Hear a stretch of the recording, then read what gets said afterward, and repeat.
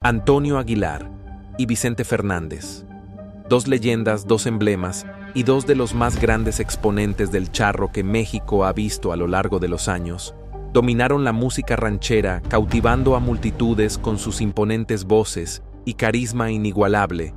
Pero tras bambalinas, las cosas no siempre fueron tan cordiales como aparentaban.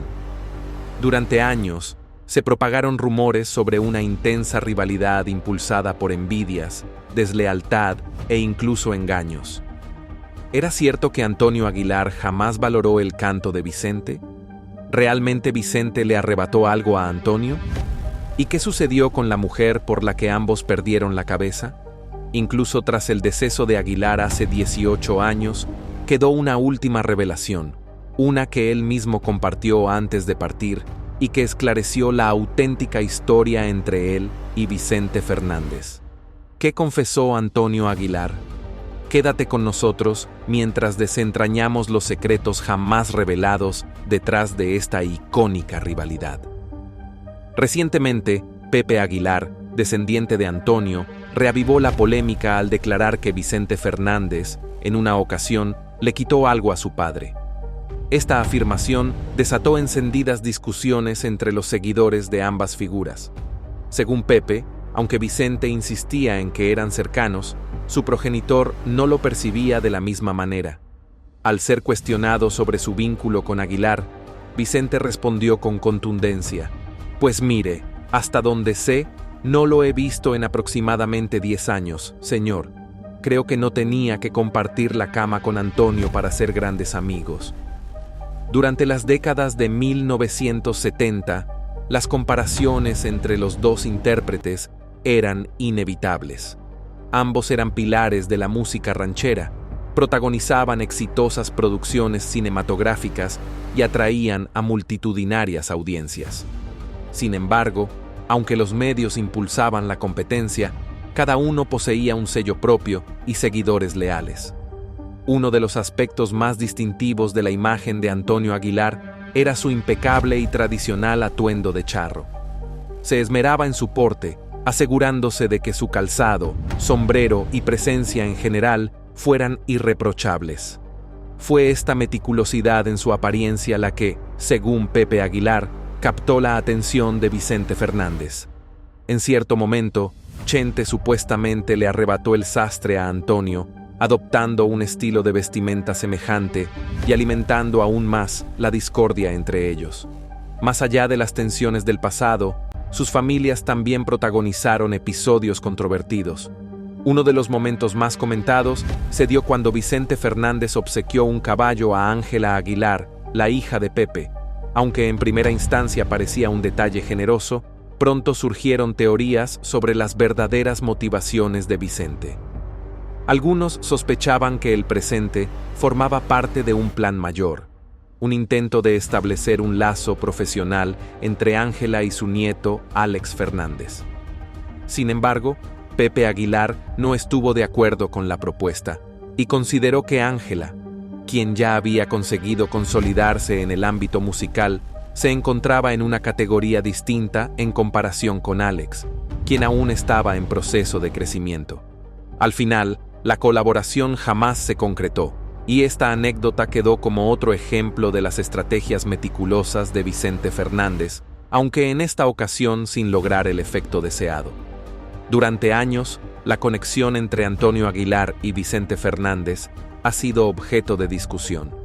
¿Eran camaradas o existía una rivalidad impulsada por la envidia? De manera pública eran vistos como colegas, pero las percepciones sobre su relación variaban, incluso dentro de sus propios círculos familiares. Flor Silvestre, esposa de Antonio Aguilar, abordó en su momento las especulaciones. Cuando le preguntaron si creía que existía una fuerte competencia entre los dos charros, en un inicio negó la posibilidad, aunque más adelante admitió que, si había celos, probablemente provenían de Vicente Fernández hacia Antonio Aguilar. Desde su perspectiva, Antonio había alcanzado un éxito más sólido, en especial por la importancia que otorgaba a su núcleo familiar. Mientras Antonio Aguilar siempre viajaba acompañado de su esposa e hijos, transformando sus giras en un asunto de carácter familiar, Vicente Fernández solía trasladarse solo. El propio Don Chente reconoció esta diferencia en una ocasión, admitiendo que el público suponía que su vida estaba llena de glamour, pero tras cada presentación regresaba a una habitación de hotel sin nadie a su lado. En contraste, Antonio siempre se encontraba rodeado de sus seres queridos. La discusión sobre su amistad resurgió en años recientes cuando Pepe Aguilar emitió una declaración controvertida. Aseguró que su padre jamás fue realmente amigo de Vicente, lo que contradecía una entrevista anterior en la que Don Chente afirmaba que habían sido cercanos. Esta discrepancia generó un intenso debate, y algunos sugirieron que alguien había influenciado la percepción de Pepe sobre Fernández. No obstante, con el tiempo, Pepe pareció reconsiderar su postura, mencionando que, tras reflexionarlo, le parecía factible que su padre y Vicente sí hubieran mantenido una amistad, especialmente considerando que Don Vicente asistió al funeral de Antonio Aguilar. Por mucho tiempo, se ha especulado que Vicente Fernández se sentía incómodo con el título que poseía Antonio Aguilar, el Charro de México. En contraste, Fernández era conocido como el Charro de Huentitán, en referencia a su lugar de origen. Aunque ambos fueron figuras admiradas en la música ranchera, la diferencia en sus apelativos parecía relevante, pues ostentar el título de El Charro de todo México otorgaba un mayor reconocimiento que estar vinculado a una región en particular. Además, aunque Vicente Fernández fue un ícono del género ranchero, nunca fue considerado charro de manera oficial en el mismo grado que Antonio Aguilar.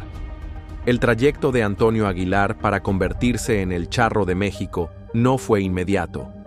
Durante la época dorada del cine mexicano, comenzó su camino no como charro, sino como intérprete de boleros. Compartió escena con figuras legendarias como Pedro Infante, quien, según algunos relatos, en una ocasión le sugirió que las llaves de mi alma lo catapultaron a la fama, convirtiéndolo en uno de los intérpretes más icónicos del género. Al principio, Antonio Aguilar descartó la sugerencia de dejar los boleros y enfocarse en la música ranchera, pero con los años comprendió que su verdadero éxito no llegaría interpretando baladas románticas. Un momento crucial en su carrera ocurrió cuando visitó la residencia del compositor puertorriqueño Jesús Hernández, conocido como el Jibarito Hernández. Este reafirmó lo que otros ya le habían señalado. Su destino estaba ligado a la música ranchera. Lo alentó a cantar para su patria, México. Ese consejo resonó profundamente en él, y desde entonces, Antonio Aguilar abrazó por completo el género ranchero. Para la década de 1960, reflexionó sobre su trayectoria y reconoció que había dedicado demasiado tiempo a presentarse como un elegante caballero y a interpretar boleros. Solo cuando aceptó plenamente su identidad como artista popular, logró encontrar el éxito auténtico. Su compromiso con la música regional mexicana le otorgó el reconocimiento como el Charro de México, y más allá de sus logros artísticos, se convirtió en uno de los principales impulsores de la charrería, el deporte tradicional de México. Mientras tanto, Vicente Fernández, de una generación más joven que Aguilar, había crecido admirando a figuras como Pedro Infante, Jorge Negrete y el mismo Antonio Aguilar. Su aspiración era seguir sus pasos y forjar una carrera en la música ranchera. Sin embargo, ingresar a la industria no fue sencillo. A comienzos de los años 60, intentó acercarse a diversas compañías discográficas, pero ninguna quiso brindarle una oportunidad. Paradójicamente, su gran momento llegó en medio de una tragedia. Cuando Javier Solís, conocido como la Voz de Terciopelo, falleció en 1966, la industria musical se encontró con un vacío por llenar. Fue en ese contexto que Vicente Fernández logró dar el gran salto a la fama. Al inicio de su trayectoria, Vicente Fernández enfrentó un rechazo significativo, especialmente por parte de figuras consolidadas como Antonio Aguilar y José Alfredo Jiménez. Se decía que no lo veían con buenos ojos y lo consideraban falto de la clase y distinción que, según ellos, exigía la música ranchera. Para ellos, Vicente Fernández no encajaba en el molde de un artista refinado. Era tosco, un hombre del pueblo con un estilo que algunos calificaban de poco elegante. Sus detractores aseguraban que su voz carecía de la suavidad y control que caracterizaba a los intérpretes más apreciados del género, señalando que, en lugar de cantar, parecía gritar, lo que hacía que su interpretación resultara menos atractiva en comparación con las voces más melódicas y equilibradas que predominaban en la música ranchera de aquella época. Por esta razón, muchos colegas de la industria se mostraban reacios a colaborar con él, negándose a compartir el escenario o grabar duetos con alguien que no consideraban un representante digno del género. Pero, a pesar de la incredulidad y el rechazo, Vicente Fernández permaneció fiel a su esencia. En vez de seguir la línea más refinada del bolero ranchero, adoptó la crudeza y la pasión de la música ranchera en su estado más puro, interpretando con una emotividad intensa y arrolladora, como una jugada astuta, pero también como una falta de ética profesional. Muchos lo interpretaron como una afrenta directa a Antonio Aguilar, ya que este último había confiado en ese artesano por años para la confección de sus emblemáticos trajes de charro.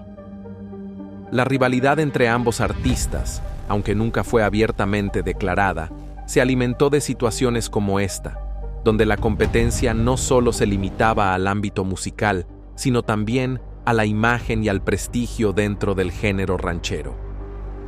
A lo largo de la década de 1970, Vicente Fernández se consolidó como la máxima estrella de la música ranchera. Su incursión en la industria cinematográfica solo reforzó aún más su fama, permitiéndole conectar con un público aún más amplio. Producciones como La Ley del Monte se convirtieron en fenómenos de taquilla y reafirmaron su estatus como el ídolo indiscutible del pueblo. No obstante, su ascenso meteórico no estuvo exento de controversias. Figuras legendarias como José Alfredo Jiménez no estaban del todo convencidas de aceptar a Vicente como el heredero del género. Para muchos, Jiménez era el legítimo hijo del pueblo y el verdadero rey de la música ranchera. Sin embargo, cuando Vicente Fernández protagonizó la cinta El Hijo del Pueblo y más tarde adoptó el título de El Rey, una denominación que por años había estado asociada con Jiménez, se generó un gran malestar en ciertos sectores de la industria. La percepción de que Vicente Fernández estaba apropiándose de títulos que no le correspondían provocó resistencia entre algunos puristas del género, quienes consideraban que, a pesar de su talento, su estilo no se alineaba con la tradición más clásica de la música ranchera. El conflicto con Antonio Aguilar se intensificó tras el episodio con El Sastre, un hombre en quien Aguilar depositaba plena confianza y a quien consideraba parte fundamental de su imagen artística. Al descubrir que Vicente Fernández había hecho una oferta irrechazable para asegurarse de que El Sastre trabajara exclusivamente para él, Aguilar se sintió traicionado. La situación tomó un giro aún más tenso cuando se supo que Fernández no solo había contratado al artesano, sino que también le había construido una vivienda dentro de su rancho Los Tres Potrillos, garantizándole estabilidad y seguridad a cambio de exclusividad. Aunque desde un punto de vista lógico, la oferta de Vicente era difícil de rechazar, dentro del medio fue vista como una acción poco ética, pues privó a Antonio Aguilar de un colaborador clave. Para Aguilar, perder a su sastre de confianza bajo esas circunstancias fue un duro golpe, no solo en términos profesionales, sino también en lo personal.